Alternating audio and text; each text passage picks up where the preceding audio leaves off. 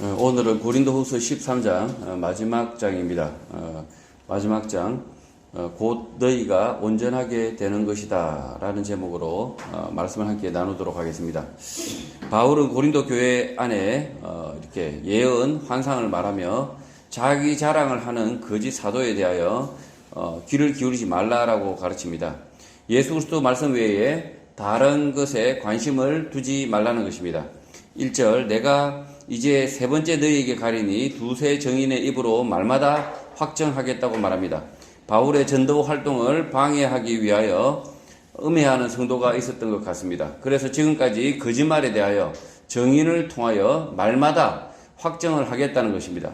2절, 내가 이미 말하였거니와 지금 떠나 있으나 두 번째 대변하였을 때와 같이 전에 죄지은 자들과 그 남은 모든 사람에게 미리 말하노니 내가 다시 가면 용서하지 않겠다고 말합니다.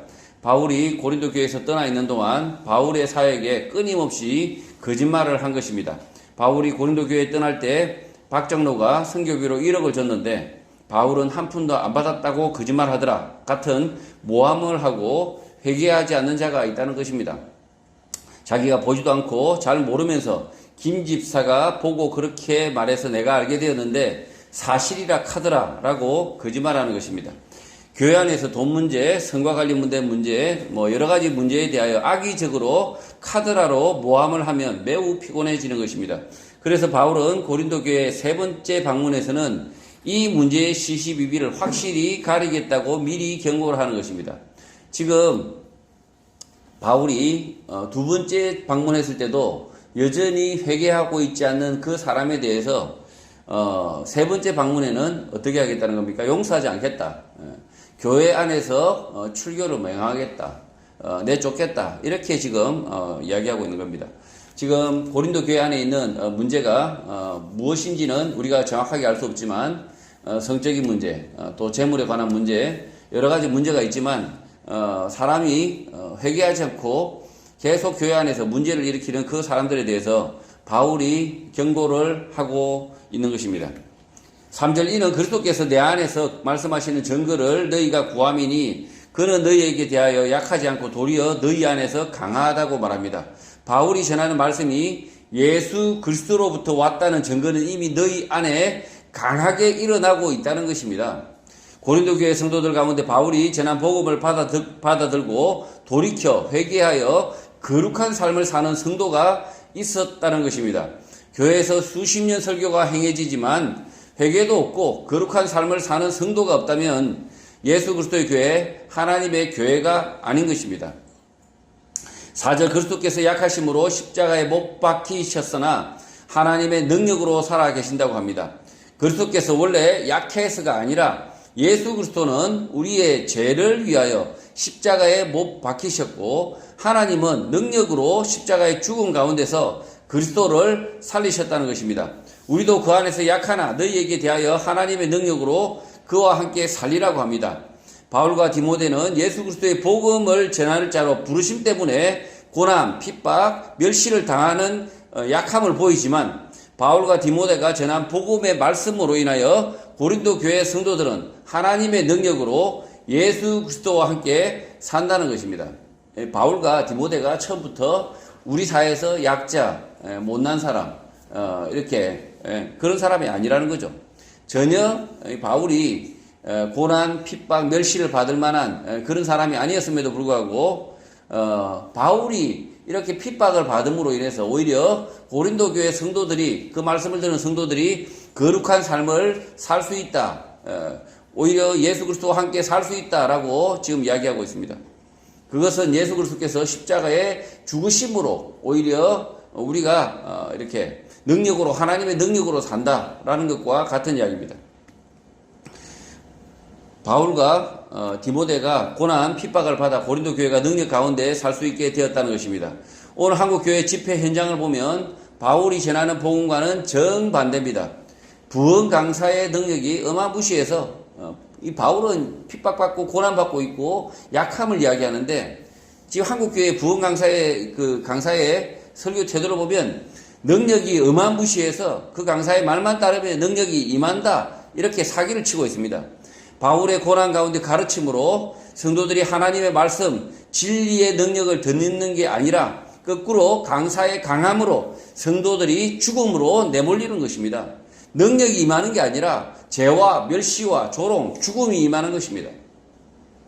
지금 설교자의 이 강함을, 그러니까 내가 얼마만큼 많이 배웠고, 내가 얼마만큼 많이 가졌고, 내가 얼마만큼 성취를 했고, 성공을 했고, 이런 것을 이 설교 단상에서 이렇게 강연을 하면 결국 듣는 사람에게는 멸시와 조롱이 임한다는 거죠. 오히려 바울은 자신의 가난함과 고난당함과 이 부끄러움을 앞에서 설교하지만 그러나 듣는 고린도 교회 성도들에게는 하나님의 능력이 임했다는 거죠. 5절 너희는 믿음 안에 있는가? 너희 자신을 시험하고 너희 자신을 확정하라고 합니다. 자신이 믿음 안에 있는지, 사이비 가르침에 빠져 있지 않는지 어떻게 시험을 합니까? 시험의 방법은 간단합니다. 예수 그리스도께서 너희 안에 계신 줄을 너희가 스스로 알지 못하느냐? 그렇지 않으면 너희는 버림받은 자라고 말합니다. 예수 그리스도가 너희 안에 계신 줄을 모르겠다. 그렇다면 버림받은 자. 예수 그리스도가 너희 안에 있다면 믿음 안에 있는 자인 것입니다. 예수 그리스도가 너희 안에 계신다는 말이 무엇입니까? 접신하는 것입니까? 아닙니다. 예수 그리스도의 말씀, 진리의 말씀이 내 가슴 속에 남아있는가입니다. 말씀을 읽지도 않고 듣지도 않고 생각하지도 않는데 예수 그리스도의 말씀이 내 가슴 속에 남아있을 리가 없습니다. 우리는 다음 주부터 다시 복음서 마태복음의 첫 장부터 마지막까지 읽어 나갈 것입니다. 예수 그리스도의 말씀을 읽고 기억하고 그 말씀의 뜻이 무엇인지 곰곰이 생각하는 것에서부터 믿음은 시작됩니다. 읽지 않고 듣지 않고 깊이 생각하지 않는데 예수 그리스도가 내 안에 있다라는 것은 거짓말입니다. 예수 그리스도의 가르침대로 사는 삶이 없는데 믿음 안에 있다는 것 또한 거짓말입니다. 믿음 안에 있는지 우리는 스스로 확정해야 합니다. 6절 우리가 버림받은 자 되지 아니한 것을 너희가 알기를 내가 바란다고 말합니다. 바울과 디모데가 버림받은 자, 그러니까 거짓 사도라고 믿는 사람들이 있었던 것 같습니다. 왜 그렇게 생각했는지 모르지만 고린도 교회에서 복음을 전한 바울도 버림받은 자, 구원 얻지 못할 자 취급을 당했던 것입니다. 그러나 이렇게 생각하는 사람들이 시기 질투에 빠진 사람, 자기 생각에 갇혀 있는 사람, 버림받은 자, 구원 얻지 못할 자일 가능성이 훨씬 더 큽니다. 그러니까 지금 고린도 교회 중에 성도들 중에서도, 성도라고 하는 사람들 중에서도 바울이 구원 얻지 못할 자, 하나님으로부터 버림받은 자라고 생각을 했더랬습니다. 왜 그렇게 했냐면 바울이 앞에 말했죠. 추위에, 핍박에, 고난에, 죽음의 위기에 내몰리고 병들고 이렇게 하니까 그 봐라, 저 바울 하나님으로부터 버림받은 자다. 그가 지은 죄 때문에 저렇게 버림받고 있다. 그렇게 말하고 있습니다. 세상의 눈과 하나님의 생각은 다릅니다. 세상의 눈은 병들고 그냥 뭐 죽을 것 같고 고난 당하면 그 봐라, 네가 죄를 지어서 하나님부터 버림받아서 네가 그렇게 되는 것이다 라고 정죄하는 거죠. 그러나 그렇지 않다는 겁니다. 예수 그리스도께서 십자가에 못 박히셨을 때 하나님은 예수 그리스도를 영광 중에 다시 살리셨습니다. 예수 그리스도가 죄로 인해서 십자가에 못 박힌 게 아니라는 거죠. 지금 한국교회 많은 성도들이 이런 잘못된 생각에 뿌리 깊게 생각을 합니다. 이 취직도 하고 좋은 대학에 들어가고 사업에 성공하고 재물을 많이 성취하고 그렇게 하면 하나님으로부터 복을 받은 줄 압니다. 아닙니다. 전혀 그렇지 않습니다. 오히려 재물도 많고 지위도 높고 그렇지만 예수 그리스도의 말씀으로 살지 않으면 저주받은 겁니다. 예수 그리스도의 말씀과 전혀 무관하게 살고 있으면 지옥 갈 자입니다. 그냥 이름은 장로, 목사, 집사 타이틀 달고 있지만 아주 빠르게 신속하게 지옥으로 달려갈 겁니다. 차라리 안 믿으면 하나님을 믿지 않으면 믿지 않은 자면 오히려 회개하고 돌이칠 가능성은 있지만 교회에 나오고 있다고 하면서 재물이 복이고 그리고 자기의 성공이 하나님의 복이다 이렇게만 생각하고 평안하게 살다가 신속하게 지옥 가는 거죠. 그래서 오히려 그것은 저주다. 그리스도인에게 이렇게 하나님의 뜻대로 말씀대로 살지 않는 것은 저주라는 거죠. 7절 우리가 하나님께서 너희로 악을 조금도 행하지 않게 하시기를 구한다고 말합니다. 바울이 거짓 사도라고 음해하는 사람들은 실제 악행을 하고 있을 수 있었고 자신들의 악행 때문에 더더욱 바울이 가르치는 가르침에 반기를 들었던 것 같습니다. 그렇게 하지 말라는 것입니다. 이는 우리가 옳은 자임을 나타내고자 함이 아니라 오직 우리는 버림받은 자 같을지라도 너희는 선을 행하게 하고자 함이라고 합니다. 지금 바울이 버림받은 자, 거짓 사도라고 모함하는 그 사람들과 그 사람과 동조하는 그 성도들을 위해서 오히려 이렇게 이야기하고 있는 거죠. 우리가 하나님으로부터 버린 자 맞다. 버림받은 자처럼 보여서 미안하다. 그러나 너희는 선을 행하라. 너희는 선을 행하라. 돌이키라는 거죠. 바울이 선한 사람, 옳은 사람으로 보이지 않고 버림받은 자처럼 보일지라도 바울이 전한 예수 그리스도의 복음, 가르침은 제발 들어서 선을 행하라는 것입니다. 바울을 음해하고 반기를 들고 있는 이 사람들은 자신들의 고집, 생각, 감정 때문에 바울이 전하는 예수 그리스도의 말씀까지 내팽개치고 결국 악한 길로 달려갈까 두려워하는 것입니다. 8절 우리는 진리를 거슬러 아무것도 할 수 없고 오직 진리를 위할 뿐이라고 말합니다.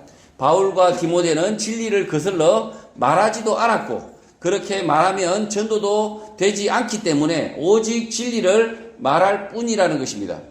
복음, 진리를 널리 전하기 위하여 교회가 약간의 과장도 하고 거짓말도 해야 한다고 믿는 사람들이 있습니다. 그렇게 하면 전하는 사람과 듣는 사람이 함께 망합니다. 사이비 이단들이 거짓말로 사람들을 이렇게 끌어모아 가르치고 거기에 모인 사람들이 그 거짓말 때문에 함께 망하는 것입니다. 이 사이비 이단들이 다들 모여가지고 천국 열차 올라탔다고 신나게 노래를 하지만 지옥으로 달려가는 것입니다. 지금 교회가 성도들을 끌어모으기 위해서 혈안이 된 교회들이 있습니다. 그래서 진리가 아닌 거짓말로 성도들을 막 이렇게 사람들을 끌어모아가지고 그렇게 하면 약 과장도 하고 처음에는 과장을 하겠죠. 그리고 조금 더 지나면 어떻게 합니까? 없는 말도 하는 겁니다. 우리 교회 하지도 않은 일을 갖다가 막 선전하고 그렇게 하면 어떻게 됩니까? 그 교회가 진리가 있겠습니까? 자기가 하지도 않은 저기 아프리카에 교회를 몇 개나 짓고 이렇게 선교사를 몇 명이나 파송하고 대표적인 뻥이죠, 뻥. 선교사 막 200명, 1000명 파송하고 있습니다. 알고 보니 하나도 제대로 변변찮게 그냥 이게 한국 교회가 망하고 있다는 징조입니다. 9절 우리가 약할 때에 너희가 강한 것을 기뻐한다고 합니다. 바울과 디모데는 고린도 교회의 성도들에 대한 염려와 걱정 때문에 병을 얻고 매우 힘듭니다. 그러나 그 염려와 걱정, 고난 때문에 고린도 교회 성도들이 예수 그리스도의 말씀 위에 굳게 서서 강하다면 기뻐하겠다는 것입니다. 또 이것을 위하여 구하니 곧 너희가 온전하게 되는 것이라고 말합니다.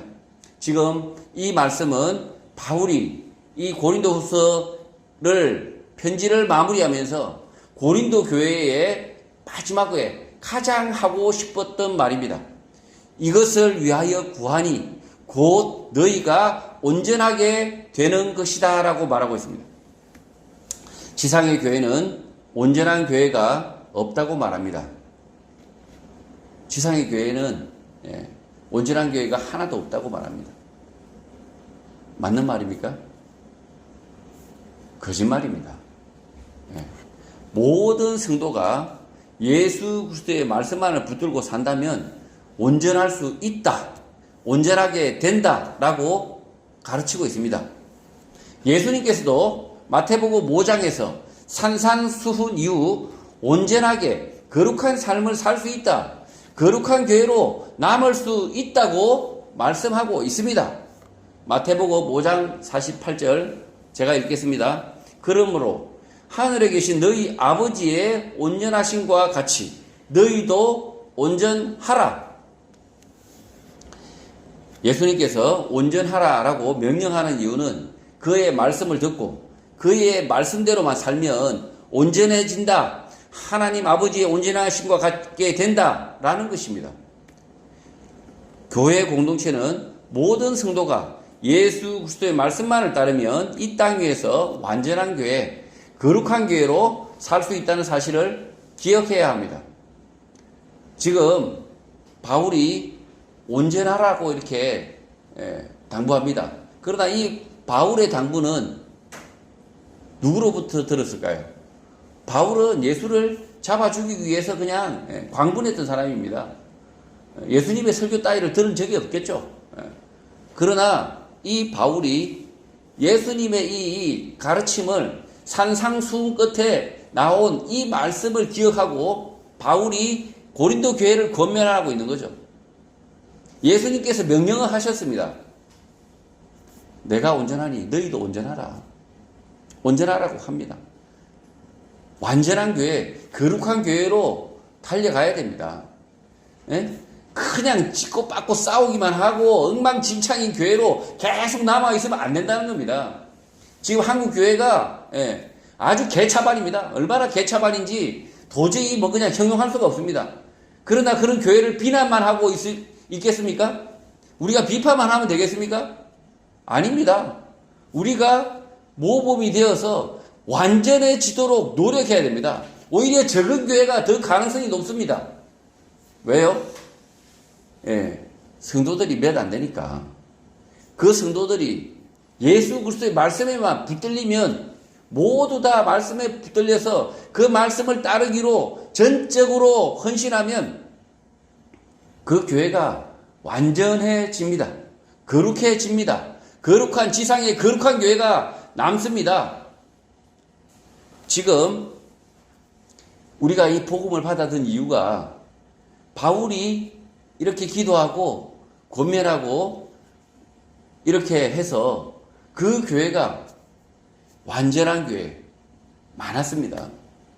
로마의 교회, 그리고 고린도에 있는 교회, 에베소에 있는 그 교회들, 그 보잘것없는 성도들이었지만 심지어 그 교회 성도들은 누구의 노예이기도 했고 어떤 사람은 장사꾼이기도 했고 아무 보잘것없는 사람들이었지만 예수 그리스도의 말씀으로 인해서 완전한 성도들, 거룩한 성도들의 무리로서 복음을 전해서 이 땅에 복음이 전 세계로 전해졌던 겁니다.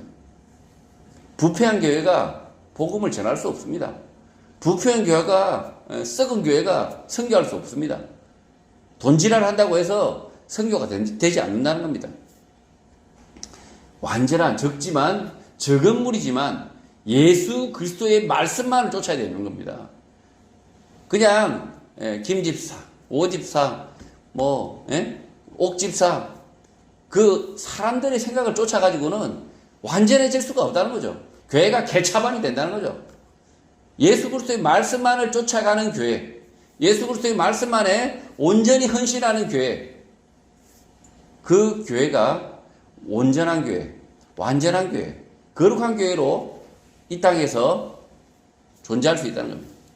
10절, 그러므로 내가 떠나 있을 때에, 이렇게 쓰는 것은 대면할 때에 주께서 너희를 넘어뜨리려 하지 않고 세우려는 것이다 라고 말합니다.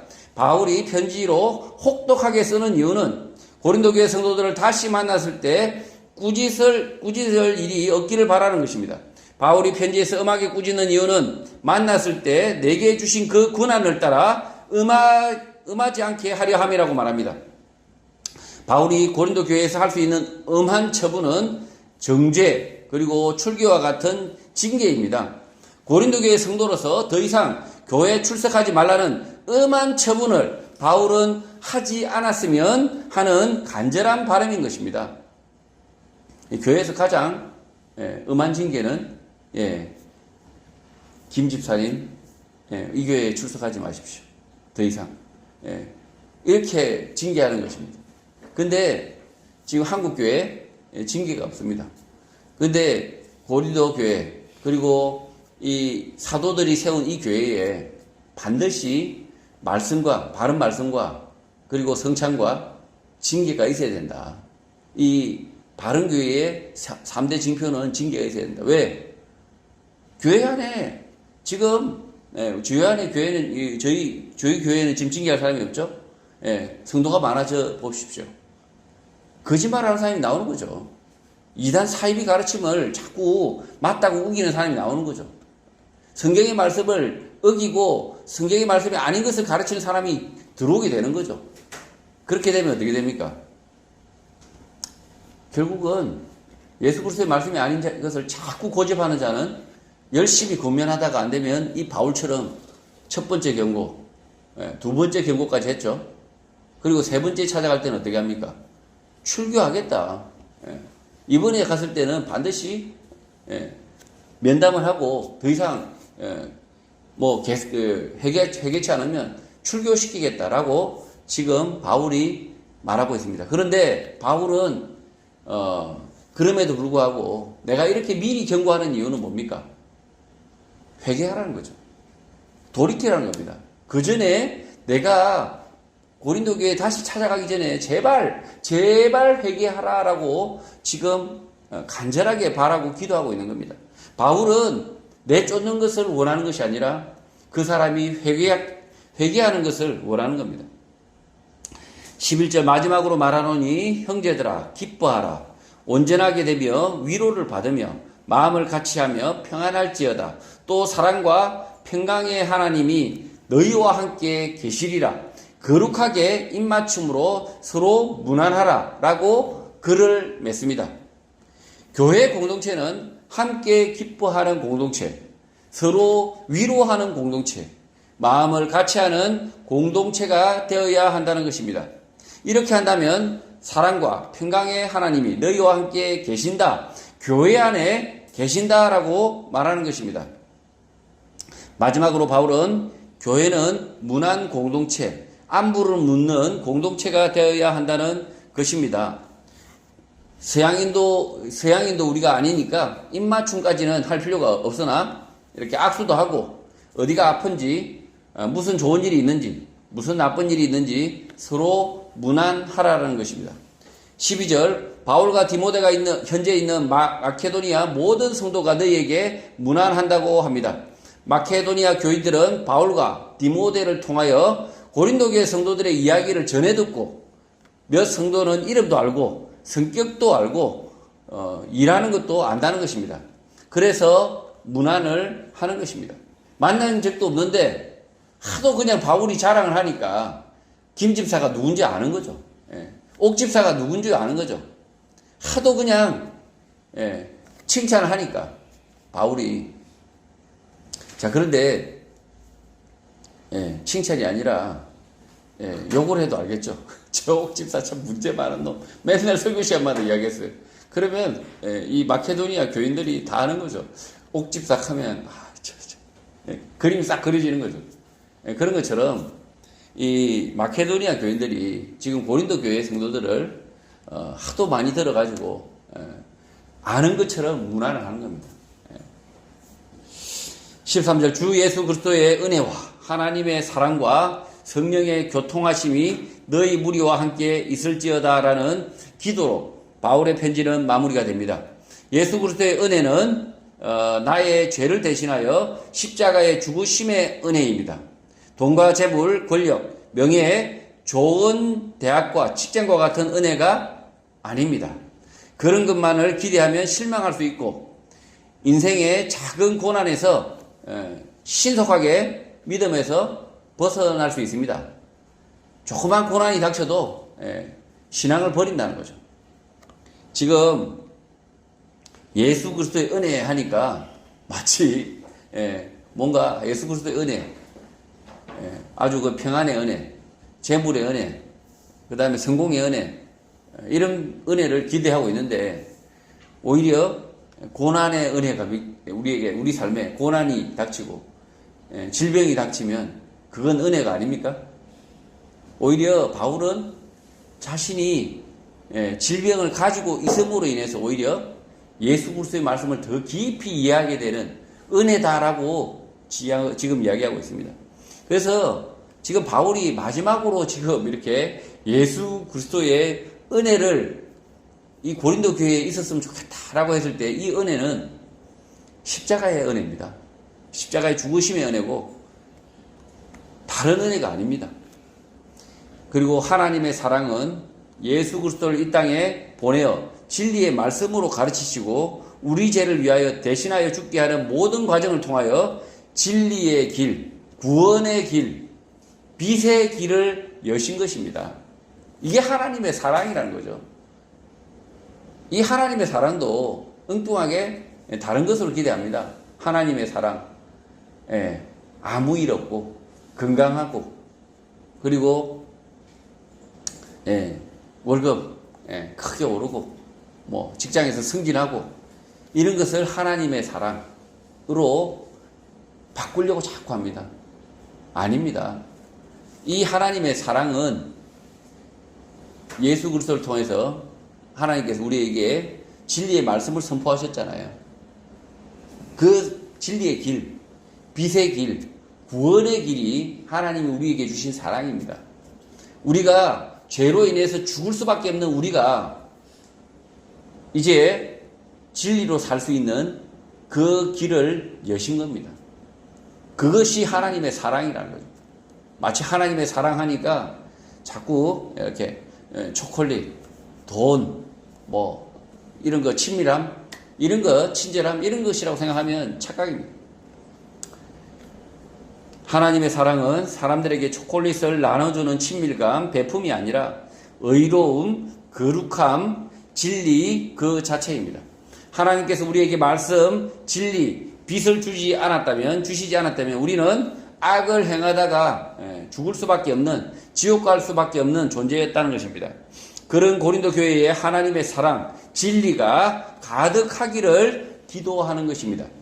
마지막으로 성령의 교통하심은 앞서 말씀드렸듯이 모든 사람이 보고 듣고 냄새 맡고 맛보고 만지는 오감도 있지만 모든 사람에게 영감을 주셔서 하나님과 사귐이 가능하다고 했습니다. 모든 사람은 영감이 있다는 거죠. 이 영감을 통해서 하나님과 사귐이 가능하다고 했습니다. 성령의 교통하심은 예수 그리스도의 말씀을 듣고 깨달은 우리가 영감을 통하여 하나님과 사귐이 가능하듯이 성도들끼리도 영의 사귐이 가능하다. 성령의 교통하심이 있다는 것입니다. 성령의 교통하심이라고 개역 개정 성경에서는 번역하고 있지만 킹 제임스 버전 영어 성경에서는 The Communion of the Holy Ghost로 기록하고 있습니다. 성령의 영적인 교감을 말하는 것입니다. 성령님과의 교감도 있지만 교회 성도들 간에 영적인 교감이 있다는 것입니다. 말로 표현할 수가 없는 거죠. 영적인 교감. 이 성령님과의 교감도 하나님과의 교감도 말로 표현할 수 없듯이 성도들 간에도 이 기쁨과 이 진리를 아는 그 성도들 간의 그 영적인 교감도 말로 표현할 수 없다는 겁니다. 성도 여러분, 오늘 주일 설교로 고린도후서의 모든 편지 이야기는 끝이 났습니다. 주 예수 그리스도의 은혜와 하나님의 사랑과 성령의 교통하심이 예수홍교회 성도 모두에게 가득하길 예수 그리스도의 이름으로 축복합니다.